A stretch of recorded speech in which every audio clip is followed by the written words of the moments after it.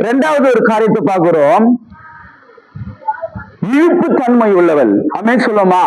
முதல்ல நேசத்தால் உள்ளவள் அவருடைய மனவாட்டி. இரண்டாவது இழுப்பு தன்மை உள்ளவள் அவருடைய விசுவாசி என்றால், அவருடைய மனவாட்டி என்றால் இரண்டாவது எப்படி இருக்கணும் தெரியுமா? இழுப்பு தன்மை உள்ளவளா இருக்கணும். ஆமென் சொல்லுமா? உன்னத பாட்டு 1:4 படிங்க சீக்கிரமா. உன்னத பாட்டு 1:4. என்னை இழுத்துக் கொள்ளும்,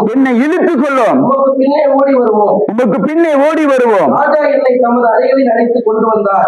படிங்க. நாங்கள் உமக்குள் களி கூர்ந்து மகிழ்வோம். இந்த இடத்துல மனவாட்டி சொல்றா, என்னை இழுத்துக் கொள்ளும், உன் பின் என்ன பண்ணுவேன்? ஓடி வருவேன். இந்த மனவாட்டி அவர்கிட்ட இருந்த ஃபர்ஸ்ட் ஒரு காரியம், நேசருடைய அன்பை பெற்றிருந்தா. அப்ப நம்ம முதல்ல நம்ம கிட்ட என்ன ஆசீர்வாதம் இருக்கணும்? அவர் அன்பை பெற்று அவருடைய என்ன பண்ண நேச தழுவுலமா நாம் இருக்கணும் ஆண்டவர் சொல்றாரு. ஆமென் சொல்லுமா? நம்முடைய ஆசை விருப்பங்கள் உலகத்தை சார்ந்ததா இருக்கக்கூடாது. அவரே நேசிக்கத்தக்கதா இருக்கணும். அவரை நேசிப்பதற்கு மிஞ்சி ஒரு காரியத்தை நேசிக்க கூடாது. ஆமென் சொல்லுமா? இரண்டாவது ஆண்டவர் சொல்றாரு, மனவாட்டி அவருடைய பிள்ளைங்க அவருடைய விசுவாசி அவர் ஜனமா இருக்கணும்னா இரண்டாவது காரியம் எப்படி இருக்கணுமா தெரியுமா? அவ சொல்ற மனவாட்டி என்னை இழுத்துக் கொள்ளும், நான் ஓடி வருகிறேன். நம்மளுக்கு போல ஒரு விசுவாசம் தான். அவர் சொல்ற, என்னை இழுத்துக்குங்கப்பா, நான் ஓடி வருகிறேன். அப்ப எப்படி மணவாளன் நம்மளை எப்படி இழுக்கிறாரோ அதுக்கு இசைந்து போகிறவள் தான் மனவாட்டி. அவருக்கு இசைந்து நீ போகணும்.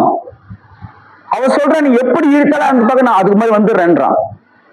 என்னை இழுத்துக்குங்க, நீ எப்படி இழுத்தாலும் அதுக்கு நான் கோஆபரேட் பண்றேன். நீங்க என்ன சொல்றீங்களோ அதை நான் என்ன பண்றேன்? செய்யறேன் அப்படின்னு சொல்லிட்டு சொல்றேன். என்னை இழுத்துக்குங்க, நீ எப்படி இழுத்தாலும் நான் வந்துடுறேன்.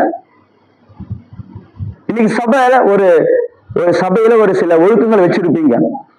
உபவாச ஜபங்கள், இரவு ஜபங்கள், விசேஷ ஆராதனைகளை வச்சிருப்போம். அப்ப ஆண்டவர் என்ன பண்றாருன்னா இதெல்லாம் வைத்து இழுக்கிறாரு. சபை மக்கள் இழுக்கிறாரு, மனவாட்டி இழுக்கிறாரு. ஆனா இதுக்கு இசைந்து இருக்கிறோமா? இசைந்து ஓடுகிறோமா? பாசு பாட்டுக்கு வச்சுட்டு போட்டோம், அந்த 4 பேர் உட்காருவாங்க, அப்படி இருந்துட்டு போட்டோம். இசைந்து ஓடுகிறோமா? இசைந்து ஓடலன்னா அவருக்கு மனவாட்டிகள் இல்ல, அவருடைய பிள்ளைகளை இருக்க முடியாது. எந்த ஒரு விசுவாசி, எந்த ஒரு மனவாட்டி மனவாளனோடு இசைந்து போகிறாங்களோ அவங்கதான் சரியான மனவாட்டியா இருக்க முடியும், அவங்கதான் சரியான விசுவாசியா இருக்க முடியும்.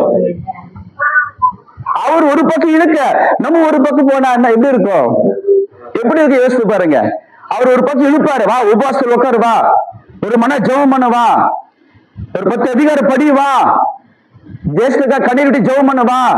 அவர் ஒரு பக்கம் இழுக்க சொல்ல, இல்ல இல்ல நான் இப்படி இருக்க மாட்டேன், இன்னொரு பக்கம் ஓடணும்னா அப்ப சரியான மனவாட்டி அவருக்கு இருக்க முடியுமா? சிஸ்டர் கவனிக்கணும், மாலை பிள்ளைங்க சரியா கவனிக்கணும், சபை கவனிக்கணும். அவர் இழுக்கிறாரு, அவர் இழுப்புக்கு இசைந்து போகிறவதாங்க விசுவாசி. ஆனா விசுவாசிகள் அழகா சொல்றாரு பாருங்க, அன்பை பெற்றது மட்டும் இல்லாம என்னை இழுத்துக்குங்க, என்னை இழுத்துக்குங்க, நீங்க எங்க இழுத்தாலும் நான் வந்துருவேன். ஆமென் சொல்லுவோமா? இந்த சிந்தனை உங்களுக்கு வரணும். நீங்க என்ன சொன்னாலும் அதுக்கு நான் அடிப்படைச்சிடுவேன், அதுக்கு இசைந்து வந்துருவேன். பிடிவாத குணம் என்கிட்ட இருக்காது. நீ எதை சொன்னாலும் அதுக்கு நான் உடனே கீழ்ப்படி ஆண்டவர் அப்படின்னு சொல்லிட்டு இசைந்து நீ வரணும்னு ஆண்டவர் விருப்பப்படுறாரு. வில்லு பாத்தீங்கன்னா வளைஞ்சு அப்படின்னா பண்ணோம், இப்படியும் வளையும். அது போல ஆண்டவர் உன்னை எப்படி எப்படி உன்னை வளைஞ்சு உன்னை உருவாக்க நினைக்கிறாரோ அதன்படி அவர் விட்டு கொடுக்கிற உன்ன. அப்பதான் நீ அவருடைய மனவாட்டியா, அவருடைய விசுவாசியா, அவருடைய ஜனமாய், அவருடைய பிள்ளையா இருக்க முடியும். அப்பதான் அவர் வருகையில் என்ன பண்ண முடியும்? அவருக்கு சரியான மனவாட்டியா நிக்க முடியும். இல்ல நிக்க முடியாது பிரதர் சிஸ்டர், நிக்க முடியாது. நம்மளுக்கு எதுக்கு தெளிவு எழுதி வைத்திருக்கிறார்.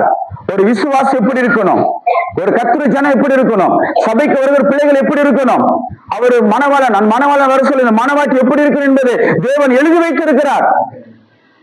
இதுக்கு ஆப்போசிட்டா நம்ம இருக்கோமானால் அவருக்கு ஏற்ற மனவாட்டி இருக்க முடியாது. ஒரு உலகத்தில் இருக்கிற மனுஷன் ஒரு ஏற்ற துணை வரணும்னா எவ்வளவு பாக்குறாங்க, படிச்சுக்கிறாங்களா, அழகா இருக்கிறாங்களா, நிறைய சொத்து இருக்குதா, சொல்ல புரியுதுங்களா? இதெல்லாம் எவ்வளவு பாக்குறாங்க, அந்த குடும்பம் எப்படி சொல்ல புரியுதுங்களா?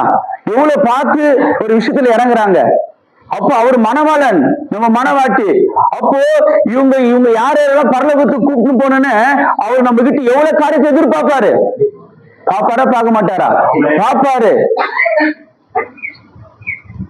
கத்துடைய பிள்ளைங்க வேஷமா இருக்க கூடாது, வேஷம் தரிச்சு கொள்ள கூடாது, வேஷமான வாழ்க்கை வாழக்கூடாது, கத்துடைய ஜனம் இருக்கக்கூடாது. இங்க சர்ச்சுக்கு வந்த ஒரு வேஷம், சர்ச்சு விட்டு வெளியே போன ஒரு வேஷம் இருக்கக்கூடாது. அப்பா அம்மா கிட்ட இருக்கிற ஒரு வேஷம் இருக்கும், அப்பா அம்மா போயிட்டு விட்டு விலகி போயிட்டா அது ஒரு வேஷமா இருக்கும். மனைவி கிட்ட இருக்கிற ஒரு வேஷம், கணவன் கிட்ட இருக்கிற ஒரு வேஷம், அங்க விட்டுட்டு வெளியே என்ன போனாங்கன்னா அங்க ஒரு வேஷம். வேஷம் இருக்கக்கூடாது. மணவாளன் ஒரு வரப்போகிறாரு, மணவாட்டி நீ அவர் சந்திக்க ஆயத்தப்படணும். ஹல்லேலூயா.